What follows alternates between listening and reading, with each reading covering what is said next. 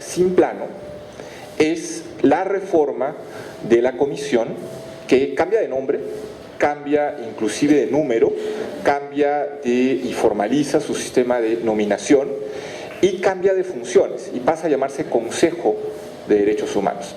Y el gran cambio en esto es lo que se llama el ejercicio del examen periódico universal, que es concebido como una manera de fomentar un diálogo entre los estados. Recuerden, todavía el sistema de Naciones Unidas es un sistema estadocéntrico, se han abierto grandes puertas y espacios de participación de organizaciones, de sectores de sociedad civil, pero las votaciones las toman todavía en exclusividad los estados.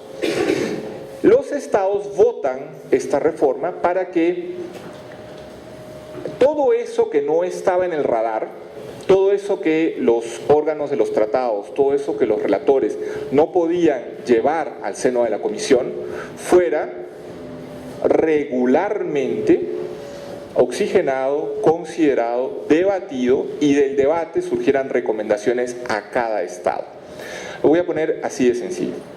Por ejemplo, ustedes se pueden imaginar que un estado, un país como Sudáfrica, en la época del apartheid, era materia de una preocupación constante de los órganos de los tratados. Es decir, cada órgano de los tratados, si Sudáfrica había ratificado, por ejemplo, el Pacto Internacional de Derechos Civiles y Políticos, entonces el Comité de Derechos Civiles y Políticos hacía recomendaciones sobre la igualdad del voto a Sudáfrica. Mientras duraba el apartheid, Sudáfrica negaba la implementación de esas recomendaciones. Si hubiera Sudáfrica, por ejemplo, también ratificado en esa época, digamos, tratado sobre derechos del niño, el comité le hacía recomendaciones sobre cómo tratar a los niños negros, a los niños de color, a los niños que no eran parte de la minoría privilegiada. Y Sudáfrica pues tenía que explicar por qué no implementaba esos tratados.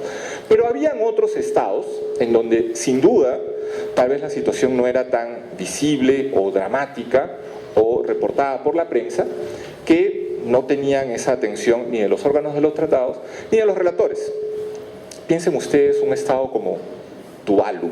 ¿Alguien sabe dónde queda Tuvalu? ¿Alguien sabe siquiera que existe Tuvalu? Tuvalu es un estado, es una isla o un pequeño grupo de islas en el medio del Pacífico, ¿no? Casi en la línea de división del día. O sea, están a 5.000 kilómetros del lugar más cercano de Tuvalu. Entonces, Tuvalu tiene probablemente una administración pública del tamaño de toda la asistencia de esta sala, ¿no?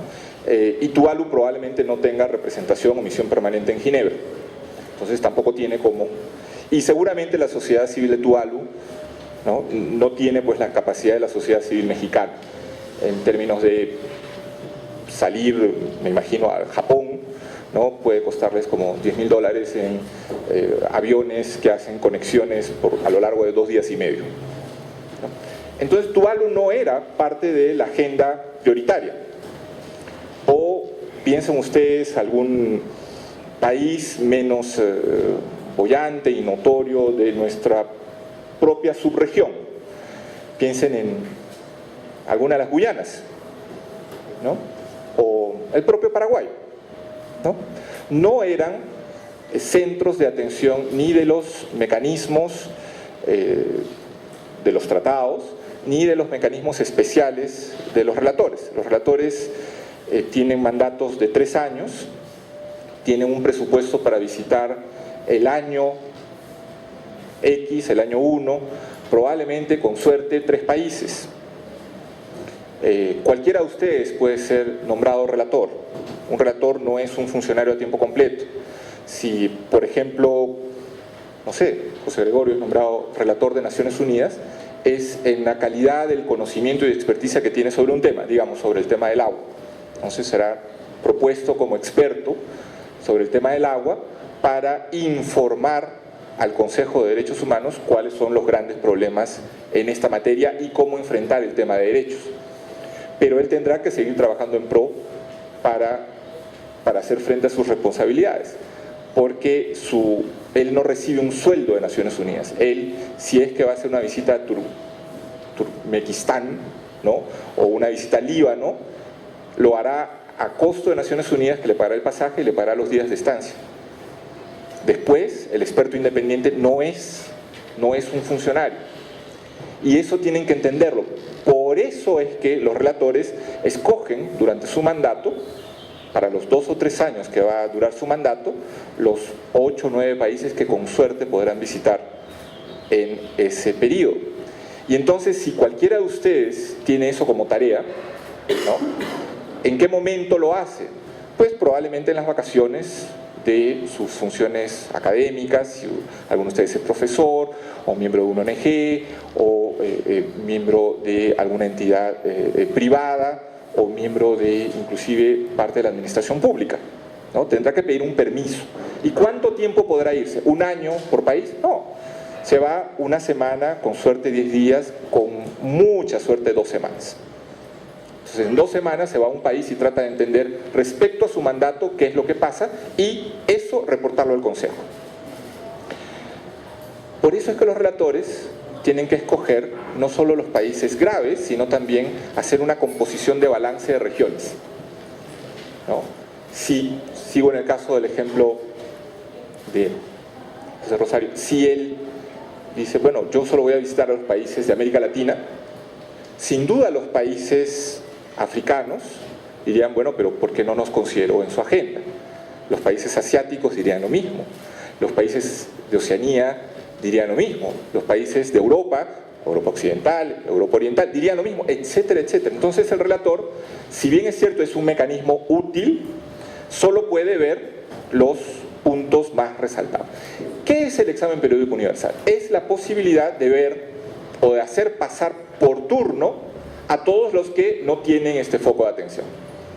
Entonces pasa tanto México como mi país, Perú, como cualquier país europeo donde supuestamente las cosas marchan bien, Liechtenstein, como cualquier estado isleño del medio perdido del Océano Pacífico. Todos pasan. Hay 192 países miembros de Naciones Unidas. Todos deben pasar el examen periódico universal, por turno. Como son 192, ¿no?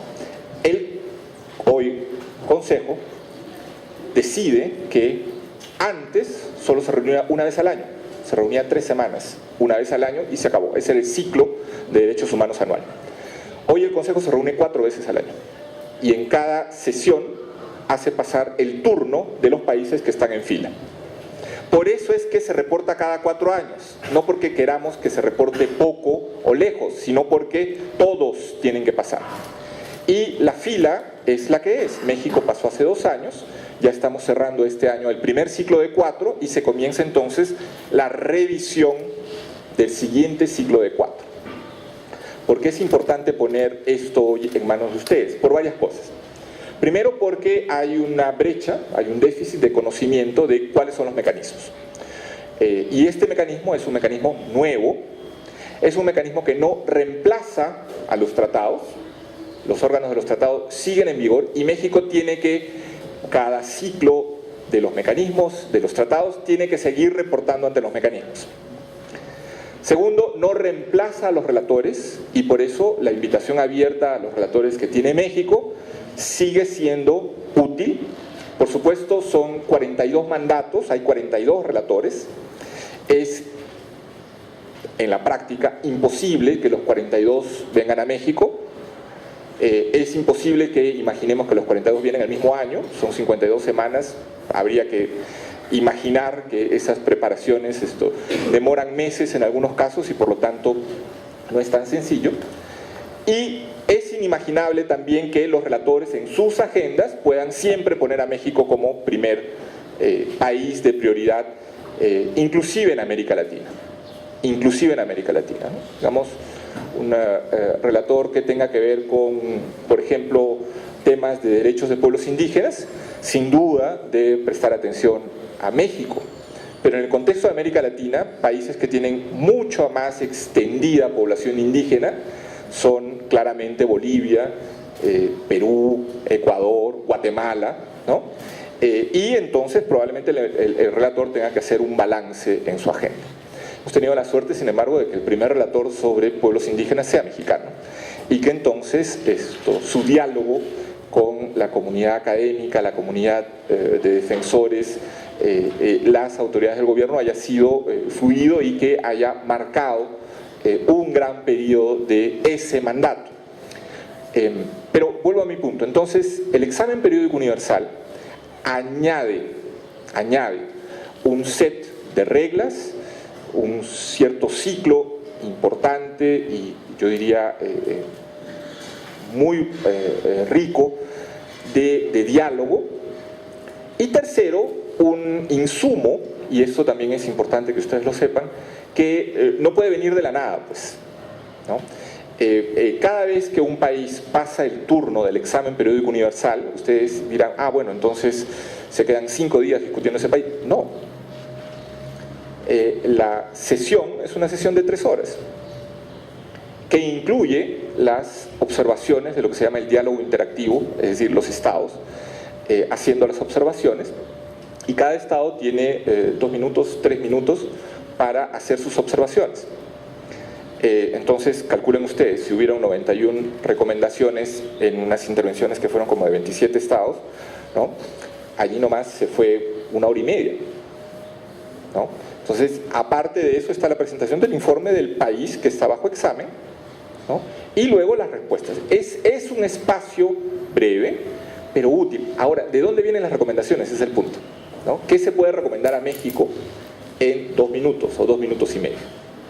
Entonces, la práctica nos está demostrando que el examen periódico universal está abrevando, está nutriéndose de todos estos elementos anteriores que les he explicado. Los informes y recomendaciones de los relatores, es decir, de los especialistas independientes que informan ante el Consejo sobre temas o países, y de las recomendaciones y observaciones de los órganos de los tratados, es decir, allí donde México en particular lleva ya 35 años de pertenencia activa a los órganos de los tratados porque reporta ante los órganos. En algunos casos, todavía no el caso de México con mucha claridad, pero en algunos casos, allí donde la oficina de la alta comisionada tiene una presencia larga, notable en ciertos países, la oficina también emite ciertas recomendaciones y entonces los países del EPU retoman de allí, ¿no? Como que cultivan, es como un pequeño huerto del cual escogen a qué le van a dar prioridad en su intervención de 2 minutos, 3 minutos en el diálogo con México. Lo que quiero decir es que todos los sistemas interactúan. Y en este caso, en el sistema del EPU, la interacción que viene también de las observaciones de la sociedad civil es muy importante porque es uno de los 3 documentos que entran a la mesa de partes. Hay 3 documentos que entran a la mesa de partes. Uno es el informe del país. El país mismo reporta. El 2 es una síntesis que hace nuestra oficina como secretariado técnico sobre todas las recomendaciones de Naciones Unidas, sus órganos y los relatores. Y el tercero es otra síntesis que recoge de todas las observaciones de sociedad civil, organizaciones, etcétera, que hay sobre ese país, también en el mismo formato, inclusive a veces hasta en la misma lengua, sin traducción, qué se ha dicho o qué se ha puesto en la mesa sobre ese país.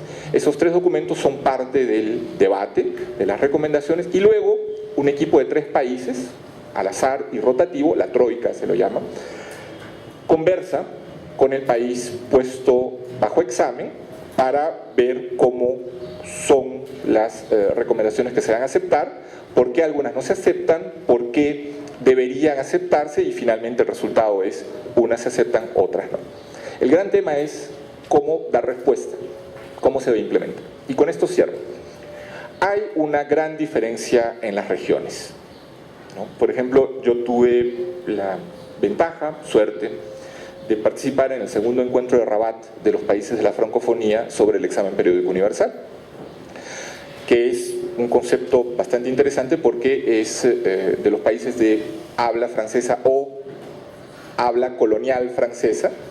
Entonces hay una parte de Asia, hay una parte sin duda de Europa,